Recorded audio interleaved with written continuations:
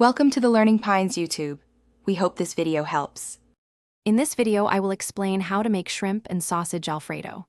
First, slice your favorite sausage and sauté it in a large skillet over medium heat until it's nicely browned. Next, add your shrimp to the same skillet and cook for just a few minutes until they turn pink and opaque. Once cooked, remove both the sausage and shrimp from the skillet and set them aside for later. This step builds a flavorful base for our delicious sauce.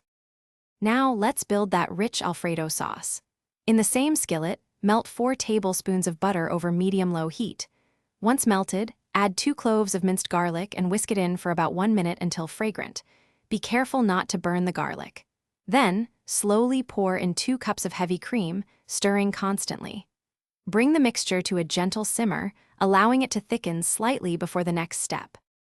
With your cream simmering, it's time for the star of the show: cheese.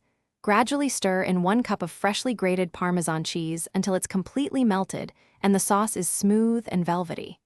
Season generously with salt, black pepper, and a pinch of Italian herbs to taste. Finally, add your perfectly cooked fettuccine pasta directly into the sauce, tossing gently to ensure every strand is coated in that creamy goodness. Almost there, gently fold the cooked shrimp and sausage back into the pasta, ensuring they are evenly distributed throughout the dish. Serve immediately, garnished with a sprinkle of fresh chopped parsley and a little extra grated Parmesan cheese for that perfect finish. This dish is truly a crowd pleaser. Don't forget to check the description below for a link to the Echo Dot smart speaker and other great deals to enhance your home experience. Enjoy your incredible meal. Thanks for watching. Consider subscribing if we helped you.